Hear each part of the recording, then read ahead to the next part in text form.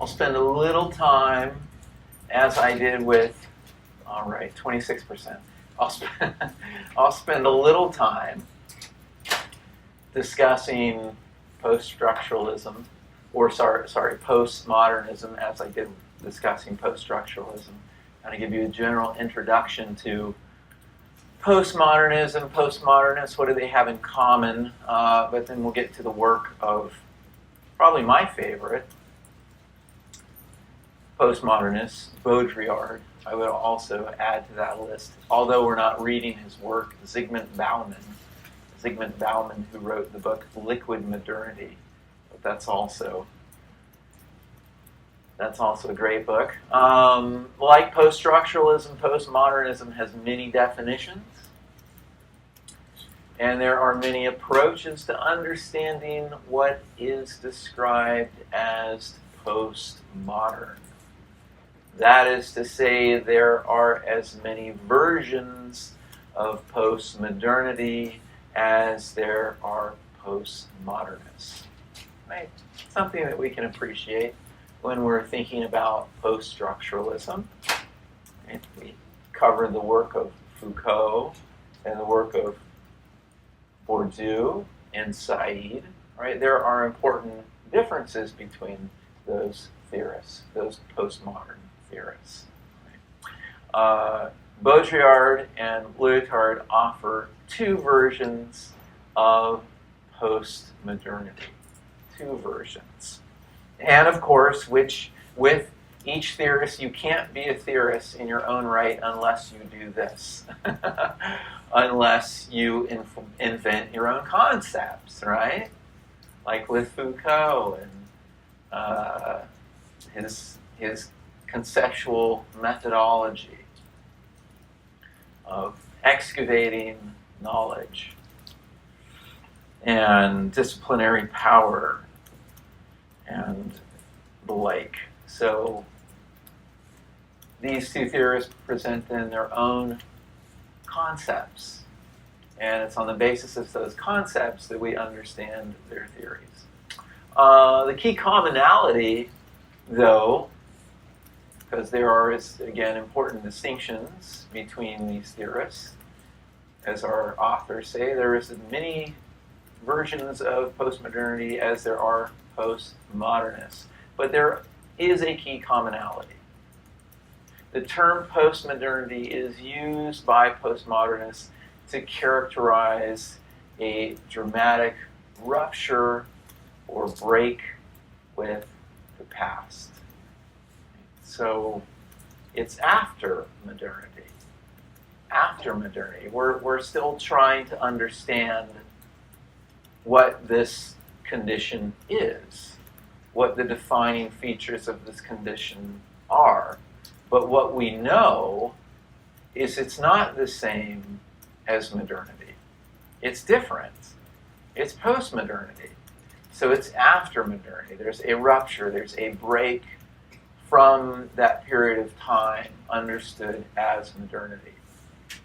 So postmodernity is considered a unique period of time in human history, and it is one that is considered different than modernity. In many ways, the present era is considered a response to modernity. Right? A response to, so the present is a response to the past. The transition to modern society is rooted in the Industrial Revolution and the 18th century Enlightenment period in Europe. What were some of the dominant ideals of this period of time? There was the potential for scientific knowledge, the universal emancipation and institution of the dignity of the individual, democratic equality, the economic effectiveness of a capitalist division of labor, and the rational organization of society. These are the dominant ideals of modern society. However, postmodernists, much like the Frankfurt School theorists, look back over the past 3 centuries of human history and see not the promises of equality and freedom, but the emergence and the proliferation of weapons of mass destruction, environmental threats, fascism, totalitarianism, hyper-rationalization, global inequality, international conflict, and rampant consumerism. So they're very much fixated on what we could call the failures of the project of modernity, right? The things that didn't go the right way. The problems, in other words, to speak of, the problems of global society.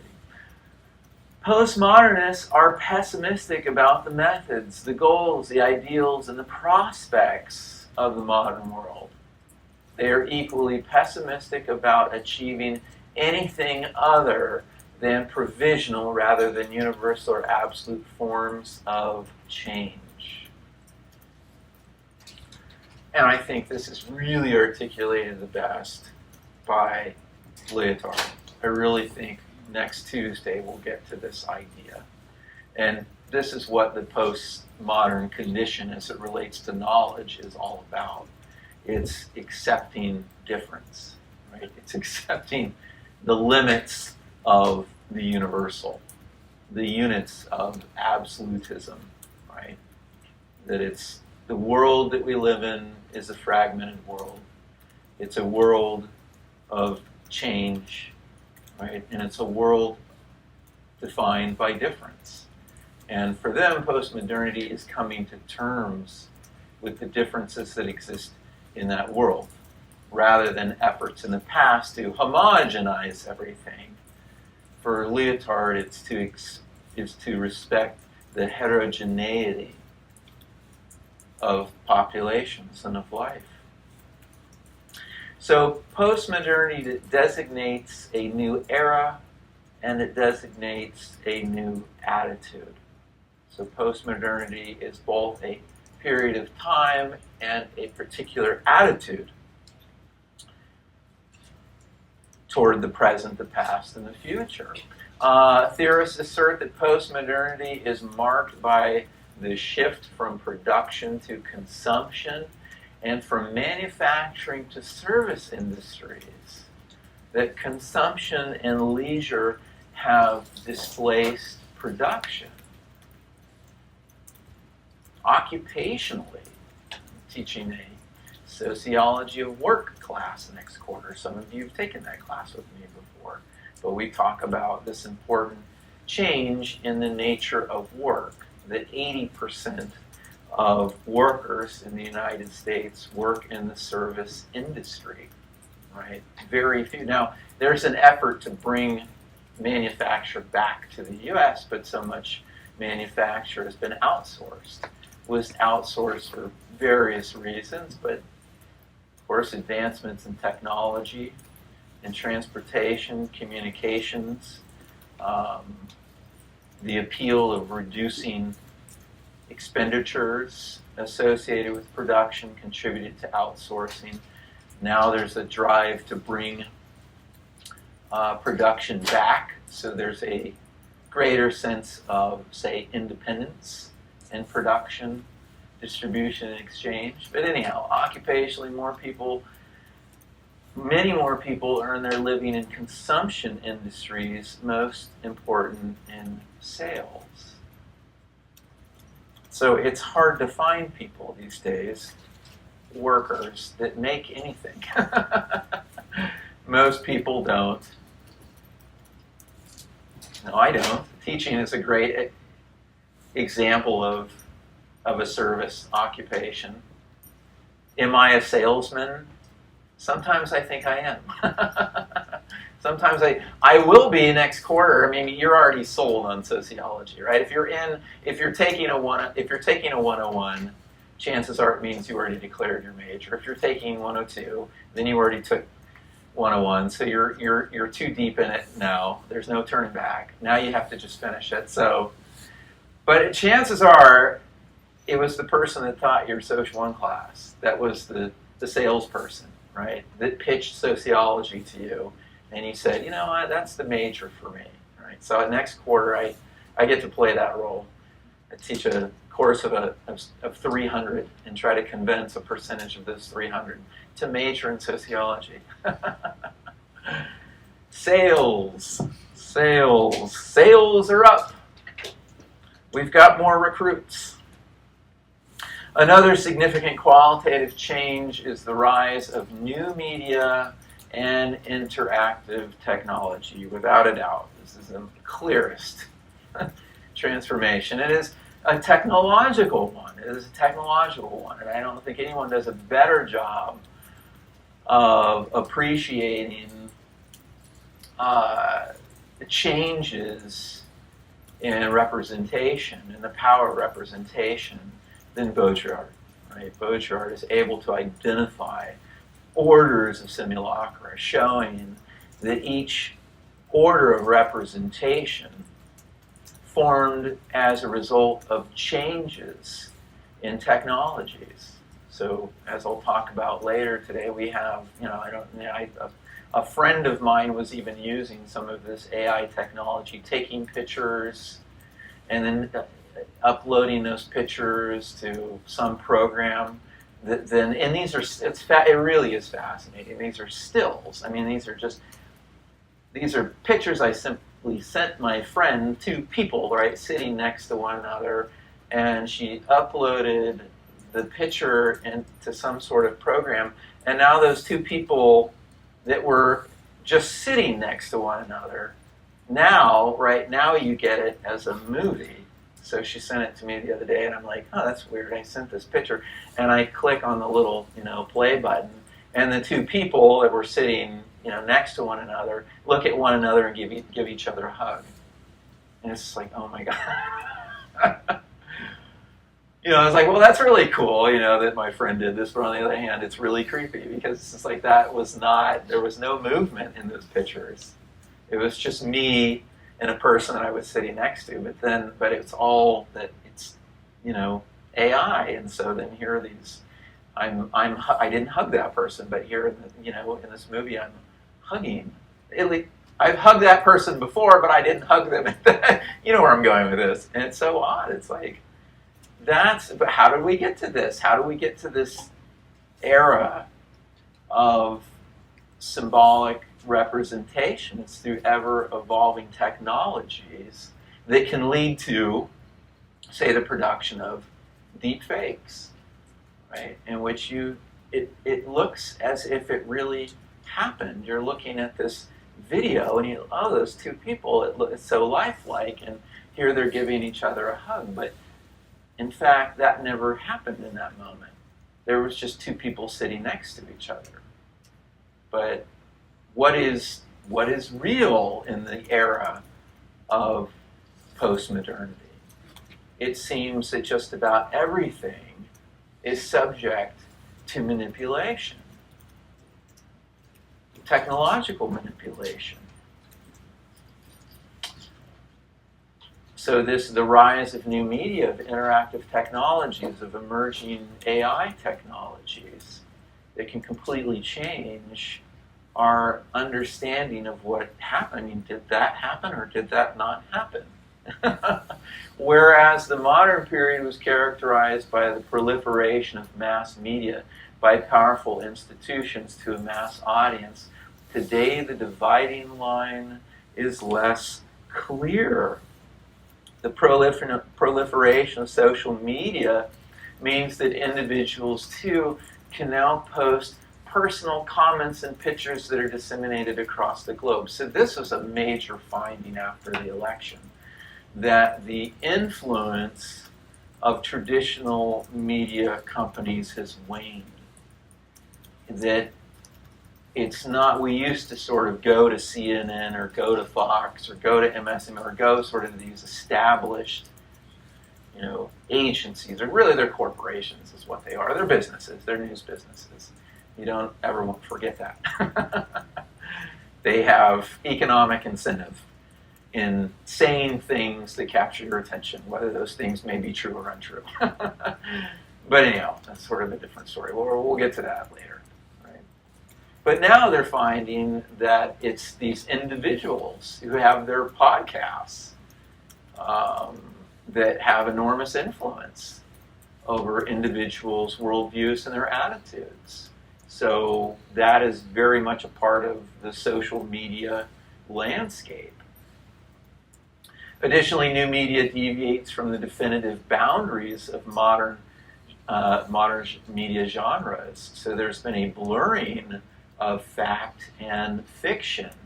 For example, the docudrama is discussed as an example of the blurring of fact and fiction. Any of you happen to watch Monsters about the Menendez brothers? Mendez brothers, no? Yeah? Yeah? I mean, it was really good. It was really, really good. But then after you watch each episode, you go, but is it true? I mean, it's a dramatization. It's a dramatization. You have to kind of keep reminding yourself as you're watching it that there are some facts that in fact did occur. I mean, we know that they were brothers. We know they lived in Beverly Hills. We know they killed their parents. There are things that we know that are established as fact. But then there's a lot of other stuff where you don't know as a viewer. You don't know if any of this is actually true. Did we know that the father was abusive, but that abusive? So this is the blurring of fact and fiction, that it's based in reality, but then there's a lot of information that is presented that is not factual. And so then you end up sort of having, at least my wife and I, having a conversation. Okay, well, how much do you think of this is actually real? And how much of this is hyperbolic? It's just meant to, capture the attention of an audience. Do you think the abuse of this father was that severe? As a result, postmodernists claim that this requires novel theoretical approaches to capture the dynamics of the new social order. So all postmodernists are saying there's something different about this era. It's different than modernity. And because it's different, we need new concepts, hyperreality. We need new concepts and new theoretical approaches to understand it. Right? So postmodernism, after modernity, something unique, something novel about this age that we're in that makes it different than before. So new concepts, theories, and methods must be developed to study postmodernity's unique features. So Baudrillard provides us with the concepts of simulacra and hyperreality. Simulacra and hyperreality.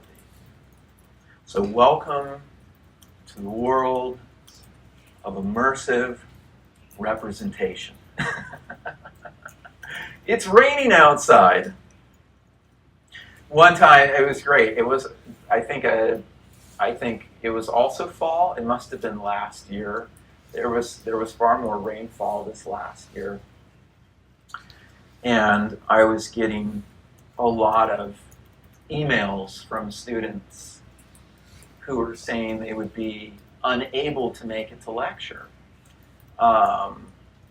because of the storm. And I remember kind of thinking, storm, okay. I would go outside and I go, okay, all right, well, it's sprinkling. They were asking me to cancel lecture, that sort of thing. And I was getting more than a couple emails, and I'm thinking, what in the world is going on? Why am I getting these emails from all these students about canceling class, canceling lecture because of this storm and all these sorts of things? And so I finally decided, after watching the weather all day, that I was going to turn on the TV. I was going to watch the news, and I saw on the news a whole nother representation of reality. And I was like, that's what my students are responding to. They're responding to representations of the weather. They're responding not to the weather itself, but they're responding to how the weather is being represented in the news. and then if you watch the news, it's like, oh God, this is, it's really, weather's really out of control in Los Angeles. Something's happened. It's my charge. It's very much my belief that for those that were contacting me because of their perception of reality that was shaped by the representations of reality by the news. And then a student's like, but there was an intersection that was flooded. Like, drive around it. You drive around it.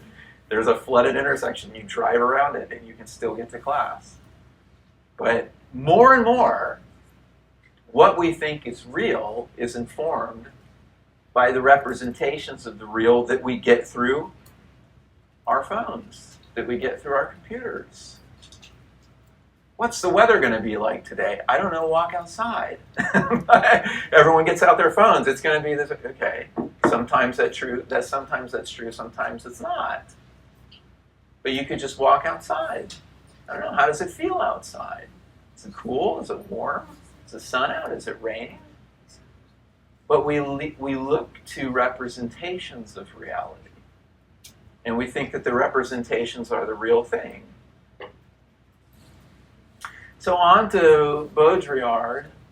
While inspired by Marxist theory, his early work investigated the capitalist mode of consumption rather than the mode of production. Marx was most interested in the mode of production, but postmodernists become interested in the modes of consumption. The System of Objects in 1968, Consumer Society was written in 1970, and For a Critique of the Political Economy of the Sign in 1972. Along with The Mirror of Production in 1973, these works analyzed the symbolism of consumption, the consumption of signs, that it's not just the object itself, but it's the object in relation to a sign. What is the sign that is associated with the object that you're consuming? The people, Baudrillard is making the argument, are just as interested in the consumption of the sign as they are in the consumption of the object. That it's not just what you eat, but it's where you eat. The social logic of consumption is not at all that of the individual appropriation of the value of goods and services, for example, use or exchange values, terms used by Marx. It is the consumption of sign value, the signifier. Not that it's there's there's very affordable laptops that are available today. But the laptop that's most desirable is produced by Apple. And it has that little Apple insignia on it. It's the consumption of the symbolism as well, that you're associated not just with a laptop computer, but with an Apple laptop computer.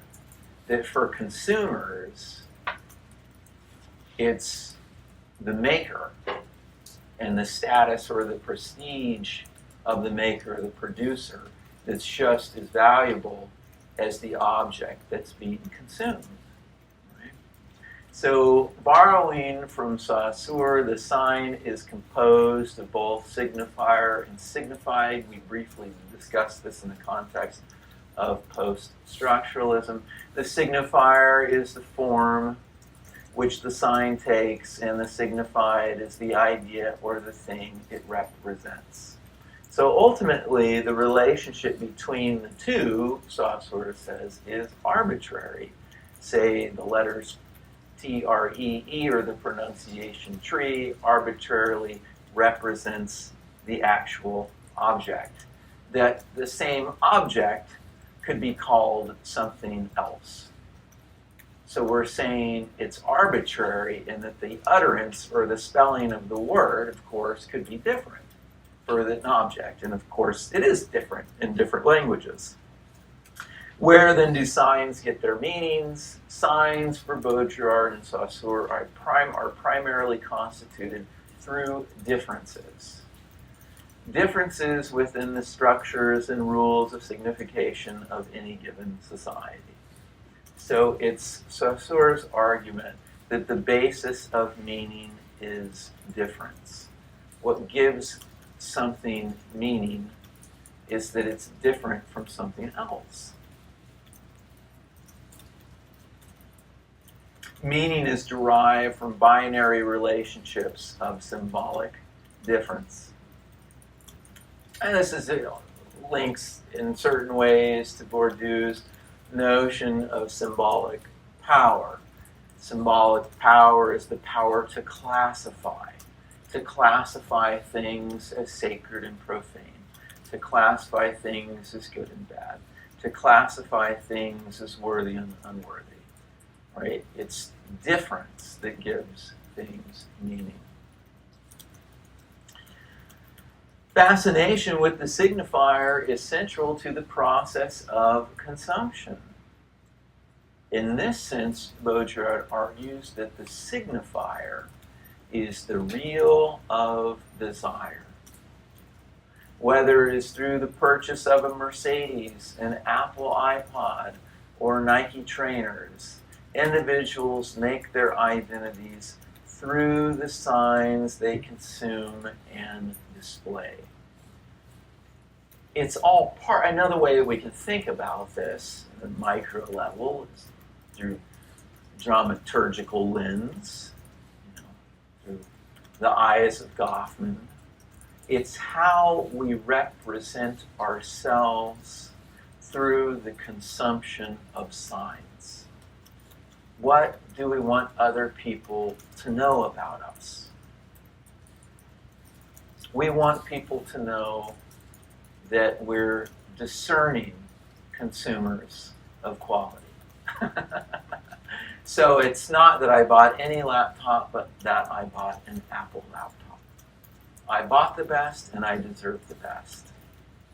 And that's communicated, right? All our consumption for Baudrillard, all our consumption activities are driven by a logic of representation.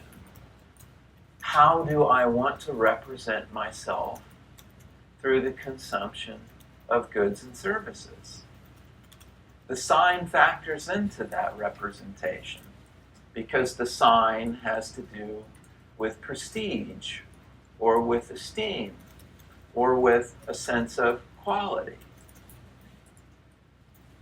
Those that say drive a BMW or drive a Mercedes, I mean, there are those that will contend. I can think of a roommate years ago who said, well, we had a conversation about automobiles. He's like, but have you ever really ridden in a luxury automobile? I mean, in a really nice luxury automobile. And he would contend there's very much a difference in experience as opposed to, say, driving a Honda or a Subaru or a Toyota, much more efficient vehicle. Those vehicles are known for their reliability and their dependence and how dependent they are. Right? But high-end luxury automobiles, right? There's a price to be paid for them, a sticker price, and then also a maintenance price. But you're not just driving an automobile; you're communicating to others who you are. Right? Maybe that you deserve the best. You deserve a Mercedes. I don't know, or some high-end luxury vehicle. So these are just the many signs that dominate the symbolic landscape of our society. And we seek to associate ourselves with the signs. Right? Is Starbucks coffee really that good? How much of it is driven by just, it's Starbucks, that's Disney and Apple and Amazon, McDonald's. Fast food is having a hard time right now. Fender, if any of you happen to play guitars, you'd know that F is the Fender amp.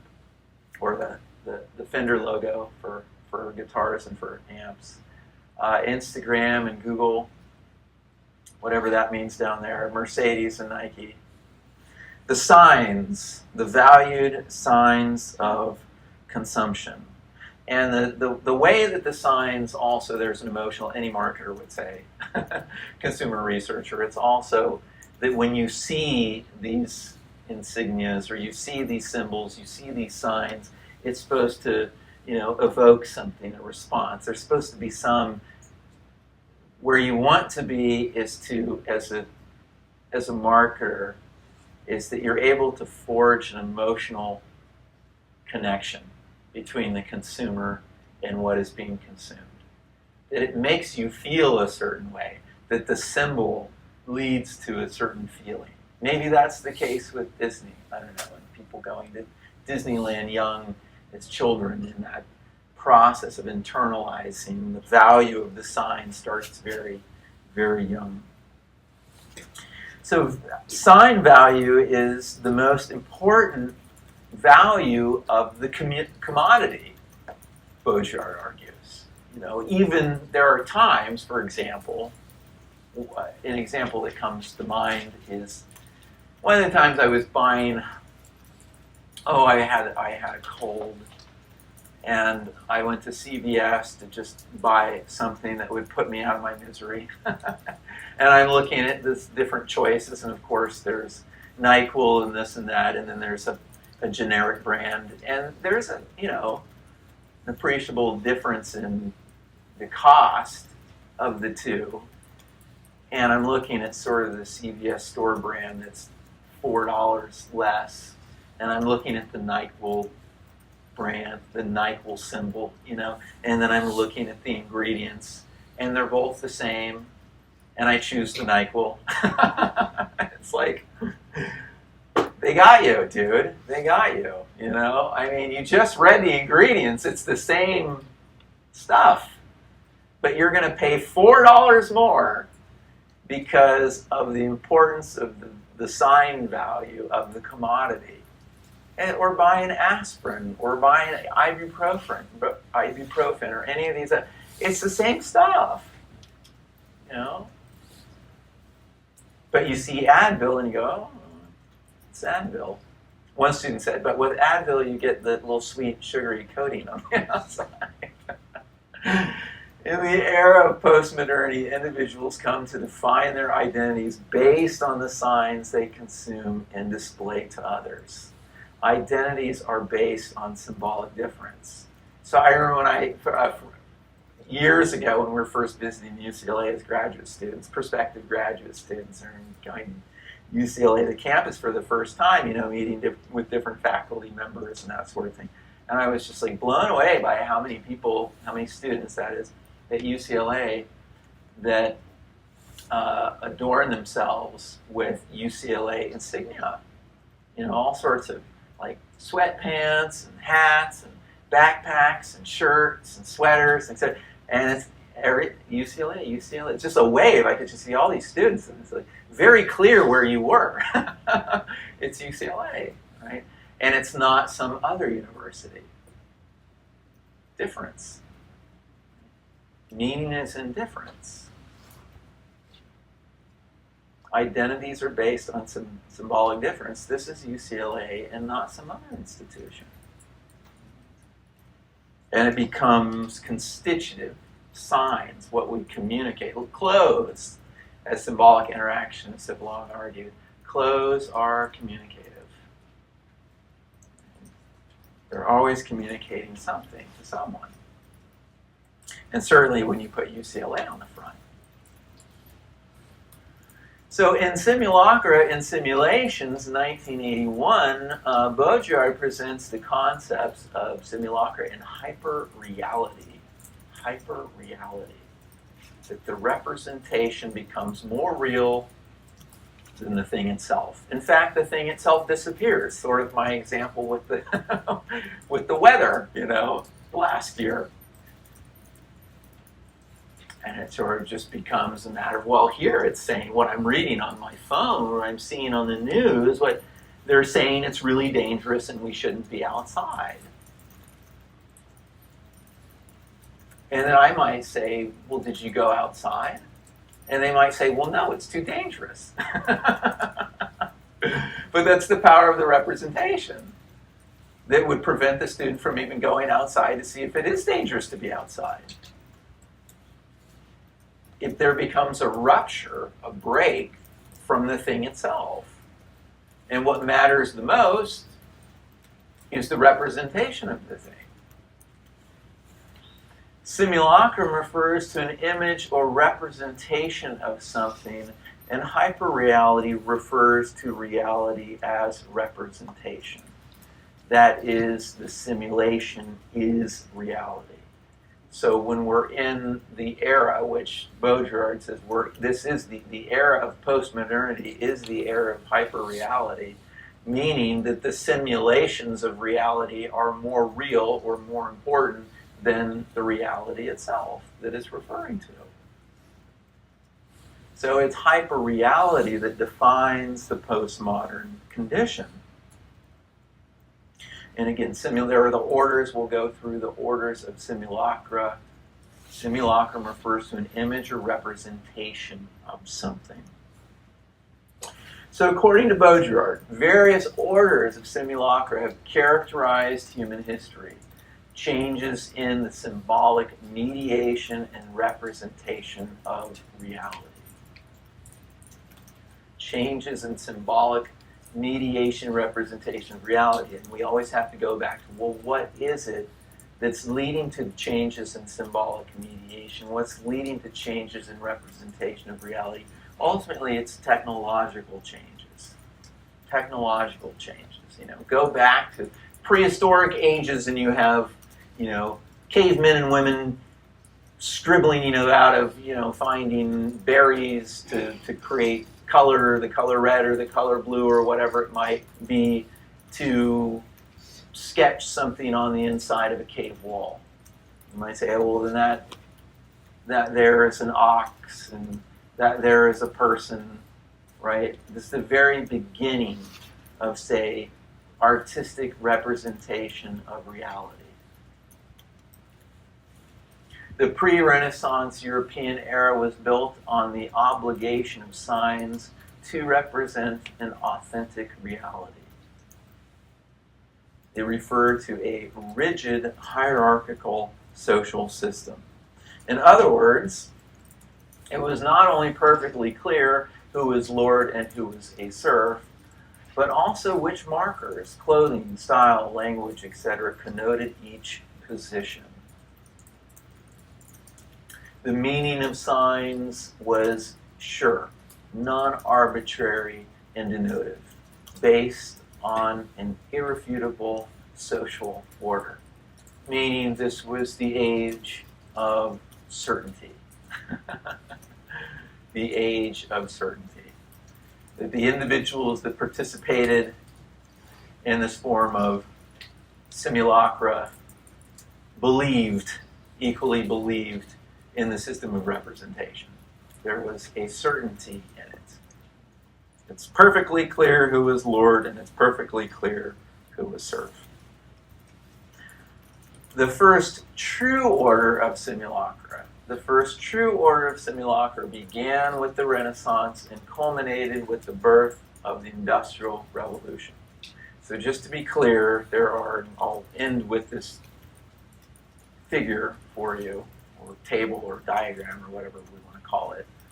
There are 4 orders, but this is according to, and I didn't want to confuse you by calling it something else.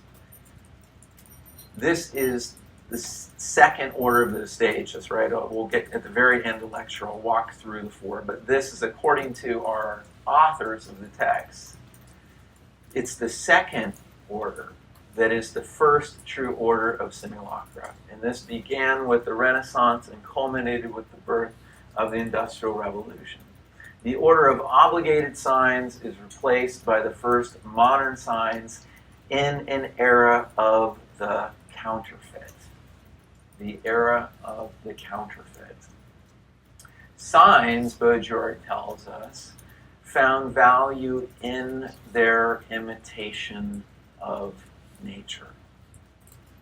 Signs found value in their imitation of nature. That the idea is the representation, say, symbolic representation of nature is considered greater. The worth, or say the value of that representation is considered greater the more accurately it depicts that which it represents.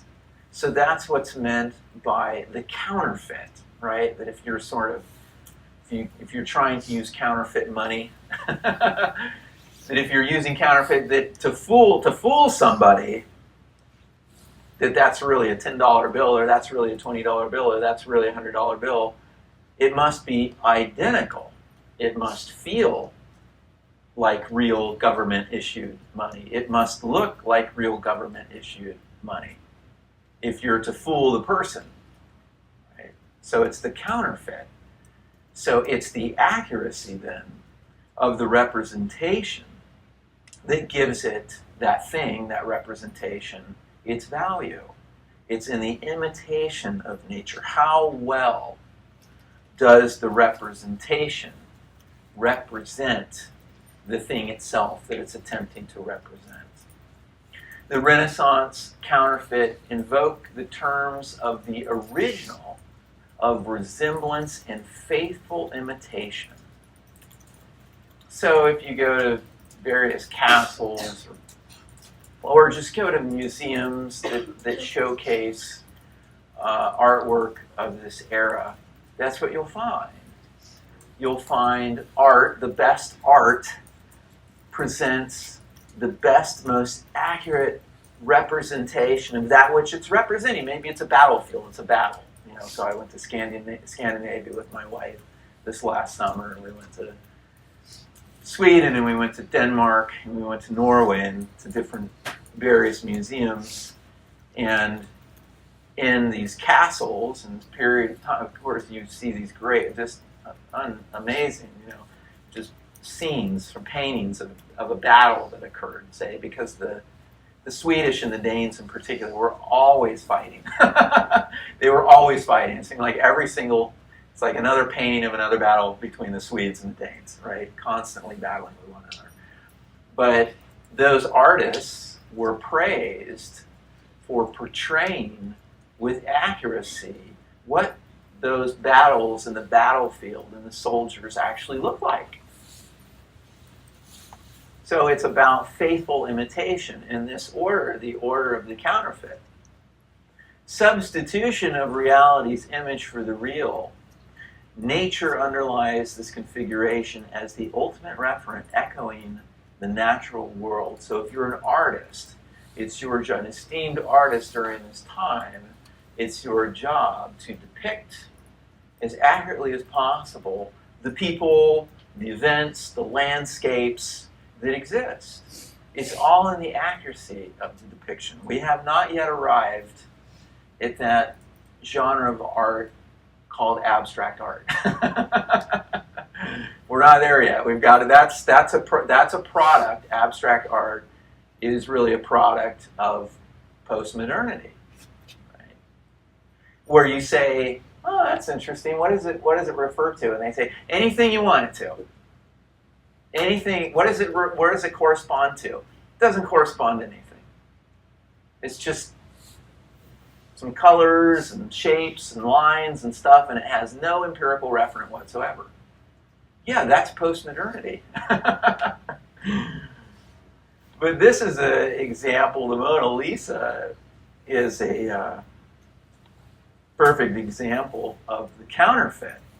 Right? Sort of what the artist during this era is tasked with doing. It's capturing, right, with impeccable detail, say, the human form. Right? So Leonardo da Vinci and painted this in 1503. I believe it's that I saw it. Not that well when I was in Europe, in Paris. It's in Paris. The Louvre. That's where it was. The Louvre. This is the Louvre in Paris, France. So, and yes, it is sort of shockingly small too. And there are always crowds of people in front of it, so it's really hard to get a look at it. But it's a magnificent painting. It's a magnificent painting because of the deal. For, I'm no art historian, and I've heard that, well, no matter where you go in the room, it looks like she's looking at you, right? That sort of thing. But but it's also the sort of it's the accuracy, right, of the painting. So Baudrillard then is telling us that the Mona Lisa is an imitation, or it's a copy of reality. That is to say, it is a representation of a real person. Representation of a real person. So at this order of simulacra, we find representations, say artistic representations, but those artistic representations always refer to a real object in the world.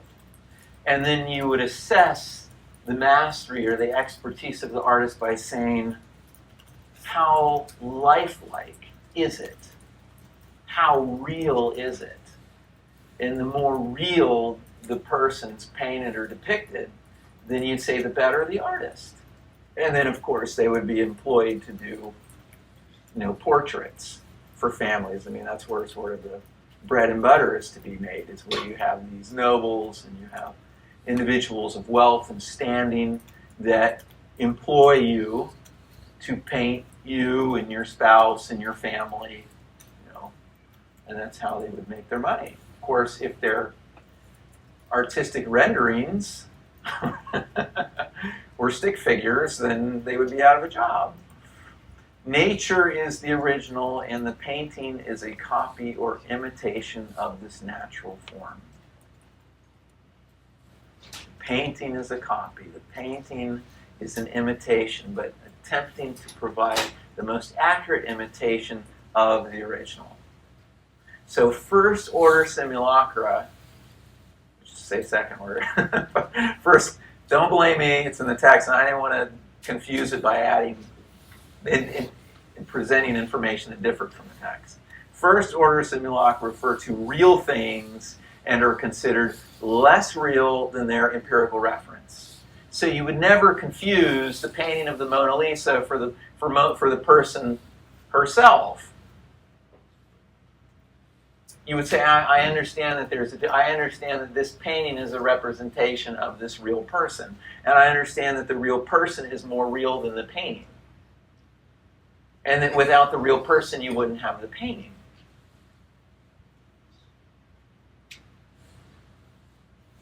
And that's the order of the counterfeit. Again, think of it as counterfeit money. If you want to try to get that as a teenager, you want to get that 12-pack of beer, that counterfeit 20, it needs to be a lifelike 20. It needs to be a really accurate $20 bill to fool the guy behind the counter. The second order of simulacra begins with the Industrial Revolution and ends in the early part of the 20th century. The development of large-scale manufacturing enables the mass production of exact copies. Mass production. It's just sort of all these parts that are, part of cars and computers and everything else that has more than one part. Of course, these parts are interchangeable. It's the interchangeability of the parts that enables you to go to the mechanic and say, something's not working right with my car. And they say, okay, well, we're going to check it. Okay, we found the part's faulty, we're going to get a new one, we're going to plug it in. And everything works as it's supposed to. It's because the part is an exact duplication of the prototype. Right? And so all cars that year and of that model and that make have that exact same part. Interchangeable parts, which makes repairs easy and efficient for the most part. The representation of the original is just as real in this era or this order of simulacra. The representation of the original is just as real. So there's the one that's going to serve if there's a part in an engine, let's just call it the alternator, right? Something like the alternator. That There's an original alternator that was created by the engineers, and then all the other replications of that alternator are exactly the same as the original. Which is why when it breaks down, you can just plug in the part. It doesn't need to be the original one, because all the copies are just as real as the original. Back to art. Here's a manufactured print of Vincent van Gogh's Starry Night. Now, some might argue, problem with the manufacturing of prints of the originals means that people are less likely than to go to museums to see the original. And someone might say, oh, well, I heard that Van Gogh's Starry Night is featured at the Getty. You want to go? And you go, no, I don't want to go. I got a copy in my living room. Why do I have to go to the Getty, to the museum, and pay? Well, actually, no, the Getty's free. But why do I have to waste my time going to that? Time is money. And why do I have to waste my time going to the Getty when I've got my very own manufactured print of Starry Night? Mass-produced goods are nearly indistinguishable. Clothes, furniture, appliances, books, magazines, art, phones, computers, automobiles, even food is mass-produced. The representation is as real as the original because it's an identical copy. So again, the first true order of simulacra is the era of the counterfeit. You're able to distinguish between the two things, right? The representation and reality. Mona Lisa in the painting of this person. Okay. But with this order, it's the representation is just as real as the original because it's an identical copy of the original. For the industrial simulacrum is not a counterfeit, but a product. Since the image is fabricated, it has no referent in the world. The iPhone, in other words, has no natural referent. It's not referring to something else. It is that it's its own thing. So identical objects, and then you could say if you buy a brand, I don't know, what's the newest version of an iPhone? I really need to get a new. Planned obsolescence. It's getting to a point where this thing is almost entirely useless. I just can't. Few websites I can even get on anymore. So, but I don't want. But anyhow, for those of you that are tech savvy? What's the newest edition of the iPhone? Anyone know? Anyone get an iPhone recently? It's the 16th? 16th generation? Oh my gosh. Well, let's say you buy 16th generation, you have it for a month or two, and then you drop it and it breaks, right? Well, there's an identical copy, one exactly like it that you can go get, right? Trade it in, however that works. Identical objects, objects that are equivalent and interchangeable in market terms. This period of simulacra involves the production of signs as reproductions of other signs. Further, mass advertising not only represents products and their uses, but also begins to refer to lifestyles that are only found in other ads. Ads begin to represent things other than the product. Kind of interesting if you go back a ways and you look at first advertisements, they really do tell you something substantive about the product that they're selling. But now, a lot of advertising is just, well, take that commodity, put it in the company of people that are attractive and happy, and it will sell. You know, it's it's more about it's representing. It's the sort of the selling of happiness is what every marketer wants to convince the consumer that they can have access to if they simply consume the product. Like, oh, well, I watched all these commercials, and I didn't really learn much about the automobile, but based on the person that was smiling the whole time in the commercial, I guess it will make me happier. The third order of simulacra, beginning in the late 20th century, is the order of simulation proper. This is where we get the final order of simulacra. This is where we get to that stage of hyper-reality. This stage corresponds to post-industrial development involving a proliferation of digital technologies. So it's absolutely important that we understand the correspondence between ever-evolving and emerging forms of representation in the technologies that enable that to happen. Right? I mean, you can't. How do you do deep fakes without computive technologies? You can't. That's what it's contingent on that. So in the era of hyperreality, there is an outstripping of reality by media simulations. Media simulations.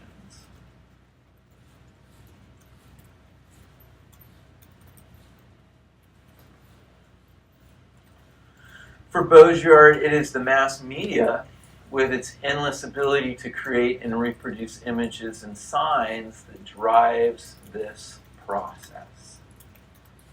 So, growing up with, for example, movies, and the way in which life is portrayed or depicted in the movie, right? And then getting to types of movies, Avatar, right? I remember when Avatar, that made quite a splash. And then people were suffering from what was called post-Avatar depression, right? And it's because there was this world, I watched the movie, there was this world, a fantasy world, that those who were suffering from this psychological state, they were depressed because they said that world felt much superior to the world that we live in, and they wanted to live in that world, but that world is nothing but a fictitious representation. It doesn't actually exist. But for people that suffered from this condition, that was precisely the problem.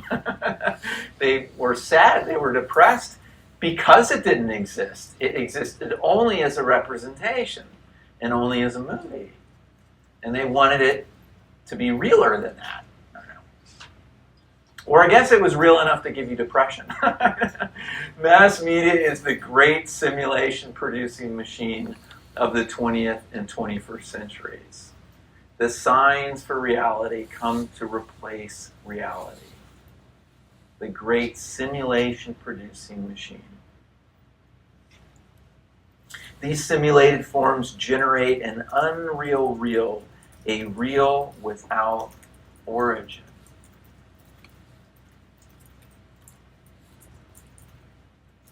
No, it's sort of Star Wars and intergalactic conflict between populations living on different planets. I mean, none of that is real. I mean, as far as we know, there's one population and it exists on one planet as of right now, right? There aren't any conflicts between populations on different planets within this universe or other universes. So Star Wars generates that unreal real, a real without origin. So we're ways away. In other words, what Baudrillard is trying to say, we're ways away from the counterfeit age. The order of simulacra of the counterfeit, where the whole point is to imitate what exists. now with mass media and computing, we can generate, or the technologies that were used by George Lucas and other filmmakers to create worlds that did not exist and did not refer to any other worlds that we know about. The planets and the way that the planets were, well, what is that? There isn't, as far as we know, there is no planet that has that particular vegetation, right? It was made up. Unlike true simulacra, simulated forms do not imitate reality in an illusory manner. As opposed to the copy, they perceive and formulate the real. Reality, during hyperreality, is now subservient to the signifier. So the signifier it's the representation that becomes more real. That's why I just can't get over it. This whole a year ago talking to my students in class, and they just kept insisting that no, the weather was really, really bad. And I said, how did you know the weather was really bad? Well, it's set on my phone. That's a representation of reality.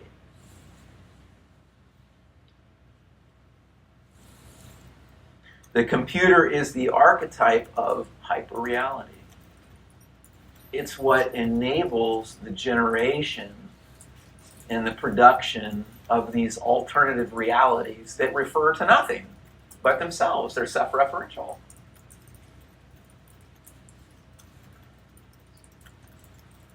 Along with other forms of digital technologies, it is used to create independent realities that are self-referential, such as the metaverse. How's the metaverse coming along? Is anybody keeping up with the metaverse? Is that drawing anybody in? Or a few years ago, that was supposed to be a big. It's like the metaverse is coming. It's coming, and you're going to want to be a part of this world, And then I see these big, goofy goggles headset. I'm like, no, I don't. I don't wear that stupid thing around the house. I mean, that's ridiculous. But they say one day, we're going to prefer to live in the metaverse than the real world. That the metaverse is going to be its own self-referential domain. And it's going to provide a source of gratifications and pleasures and excitements that only that world can provide. The world of hyperreality. The dominant scheme is one in which signs no longer have any contact with material reality.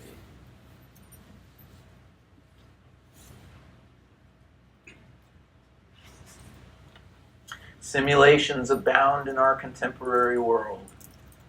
Just in the way that people use AI-assisted technology to doctor their images of themselves. It used to be that you just sort of take it before you had all these fancy programs for improving your appearance.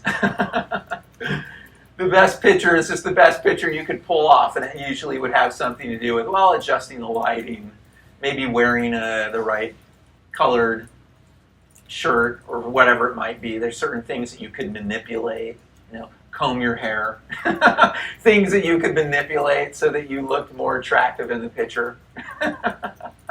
But now, you just take really any picture and then just add a bunch of filters to it. Voila. A friend of mine who participates in the world of Tinder and Bumble, he does not quite believe, he believes Baudrillard in part, but he doesn't believe Baudrillard in entirety. Because he says, I go on so many dates, and it's very clear to me that the representation is not real. That the person I'm meeting with has doctored all their pictures and all their photographs, and I think I'm going to meet one person and I get somebody else. So he would say there's always still the real that you encounter. But Baudrillard is making a stronger argument that we're really in the world of hyperreality where there is no referent anymore.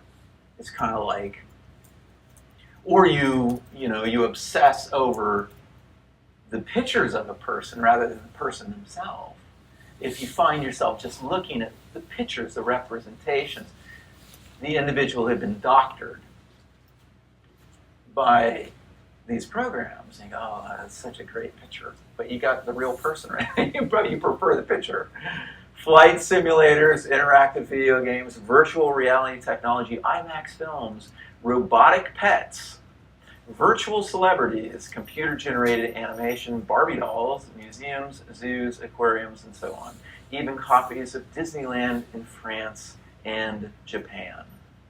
So these are all forms of simulation. It is an important question to ask yourself when you're encountering the thing itself. Is this a representation of something else? Because if we understand it to be a representation, then it needs to be treated differently, right? Is this what actually happened, or is this what they're telling me happened? What they're telling me is a representation. Storytelling. I would say one of the earliest forms of simulacra would be simply storytelling, right? We have increasingly filled our world with simulations of reality, and mistaking them for reality itself cannot distinguish between the simulation and the real. Such is the condition of hyperreality. Simulations now stand in for reality. Or you can say, maybe, this is, again, some students in the past have said, I don't know if I'm convinced that we can't distinguish between the simulation and the real, but this is what I would ask. Do you prefer the simulation? Do you prefer it to the real? If you prefer it to the real, then I think that works in Baudrillard's favor, his argument. That maybe we're still able to distinguish between the real and hyper-reality, or the representation, but do we prefer the hyper-real? Prefer to live in the metaverse? Prefer to spend all day long on our digital devices? I mean, these carry representations. Even if it's something as simple as sort of a TikTok video or whatever, it's been edited. That's my point. It's been edited. It's not real as in the real thing. The real thing, we don't get the real thing. We get a version. We get something that's been edited. So sign value here. The meaning of a particular sign is not derived from a connection to a real signified, but instead from a connection to its structural relationship to a semiotic code that is divorced from reality. How do you like that? Post-truth political rhetoric. Post-truth, it's a term that was circulating a few years back. Objective facts are less influential in shaping public opinion than appeals to emotion. The emotional brain, that book is probably 15 years old now, maybe even 20 years old. The emotional brain, some interesting studies, though, in that book. It's sort of in the realm of political science, but it just appeals to emotion, right? A state in which language lacks any reference to facts, truth, or realities. So take, for instance, fake news. This is a postmodern concept. Fake news is a postmodern concept. It signals a widespread disbelief in media representations. Fake news is basically what we would call, prior to this, falsehoods. But then another term for it would just simply be misinformation, right? But this is part of our political debates that we have, is to what extent do our representations of reality accurately represent the reality that it refers to? Or is that sort of just a lost cause? Do we even care? Do we even care if the information that circulates has an empirical reference? Ironically, the ideology of fake news, signifying a profound distrust in media, is perpetuated through mass media organizations. Insert preferred news program here. It is TV that is true. It is TV that renders true.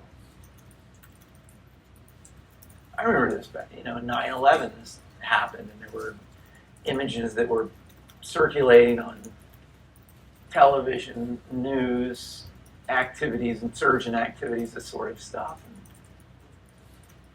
well, where did this information, where did this footage come from? And they found out that this footage was from years prior. It was just being considered stock footage and played as if it was really, these things were really happening now. What is real in a world of pure symbolic mediation? So here are our final, again, just to review here, these are our stages, starting with obligation. And according to our authors, the first real era of representation is that second order, which is the counterfeit.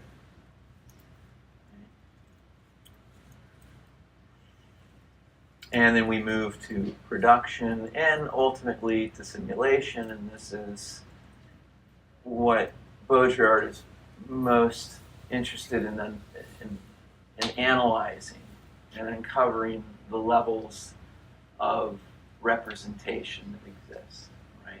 Are we lost? Are we lost into the representation? Are we unable to distinguish the representation from the real? Does the representation even refer to a real anymore? All right. Okay. So that's it. That's it for the orders of simulacrum. All right. Cool. Okay. Enjoy your